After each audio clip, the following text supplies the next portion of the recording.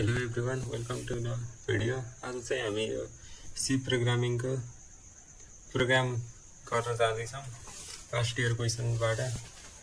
र हाम्रो आजको पहिलो प्रोग्राम चाहिँ के रहेको छ भन्दाखेरि क्वेसन नम्बर 1 मा write a program to find sum and average of first n natural number भनेको छ। यो क्वेसनमा चाहिँ के गर्न भनेको छ भने युजरसित पहिला n इनपुट लिने, त्यसपछि चाहिँ 1 देखि n सम्मको सबै नेचुरल नम्बरहरूको सम प्रिन्ट गर्ने, सम र एभरेज निकालेर प्रिन्ट गर्ने। यसको लागि चाहिँ हामीले लुप युज गर्छौँ, लुप युज गर्नुपर्छ। यसको लागि हामीले फर लुप युज गर्छौँ। र अब चाहिँ यसको सिधै प्रोग्राम गरौँ। त्यसपछि म प्रोग्राम गर्दा गर्दै अरू चिज मैले हजुरहरूलाई चाहिँ बुझाइदिनेछु। र अब चाहिँ म VS कोडतिर जान्छु अनि त्यति गएर प्रोग्राम गरौँ। अनि एउटा नयाँ फाइल क्रिएट गरेँ sum.c भनेर। पहिला हाम्रो प्रोग्रामको बेसिक स्ट्रक्चर लेखौँ। as include stdio.h, त्यसपछि हामीले मेन फंक्सन बनाऊँ and main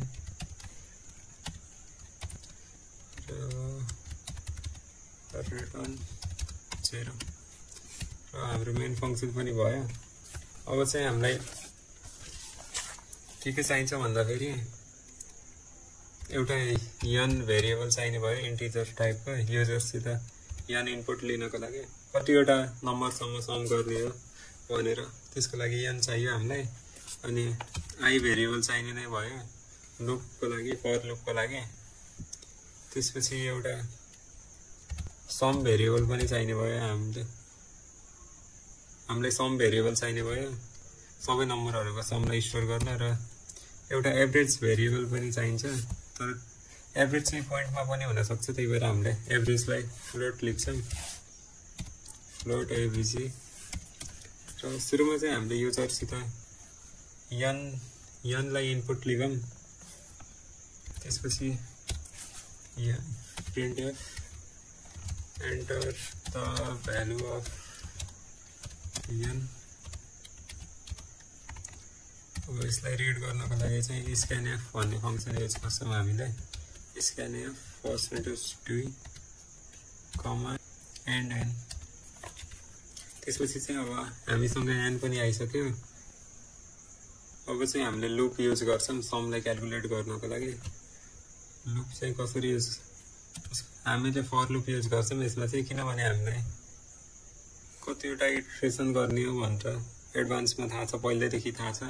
हामीलाई n नम्बरसम्मको n सम्मको मात्र नेचुरल नम्बरको सम चाहिएको छ, त्यही भएर हामीले फर लुप युज गर्छौँ।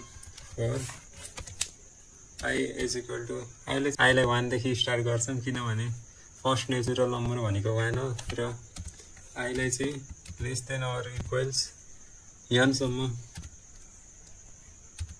इटरेट गर्छौँ।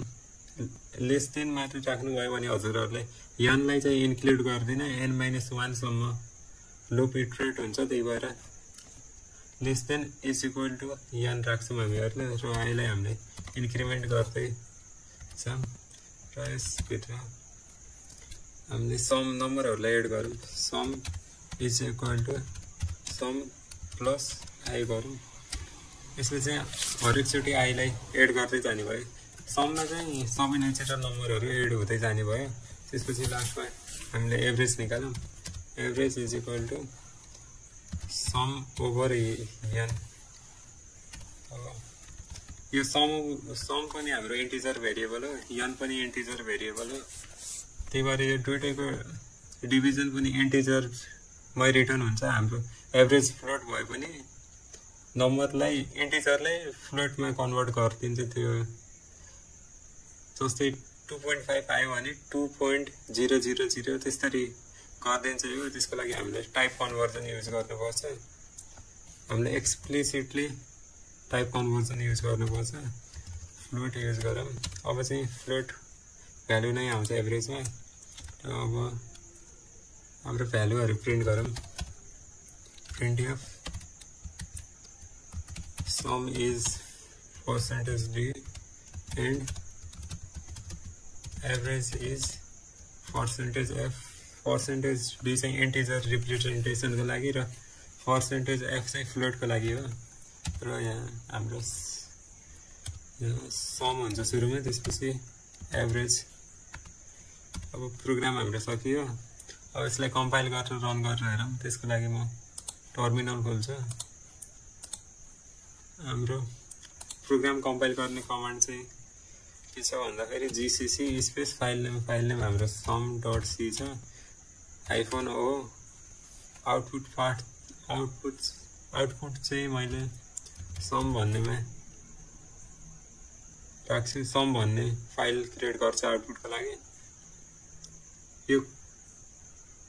यो प्रोग्राम एक्जिक्युट भएर सम भन्नेमा जान्छ र यो चाहिँ हाम्रो कम्पाइल गर्ने लाइन भयो त्यसपछि अब यसलाई रन गरौँ ./sum enter the value of n भन्यो अब यसमा जस्तै हामीले मैले 5 राखे 1 देखि 5 सम्मको सम भनेको 15 हो र एभरेज चाहिँ 3 हुन्छ फेरि रन गरौँ यसलाई अहिले चाहिँ 10 राखे 1 देखि 10 सम्मको सम 55 हुन्छ र एभरेज 5.5 हुन्छ र यही नै हो थ्यांक्स फर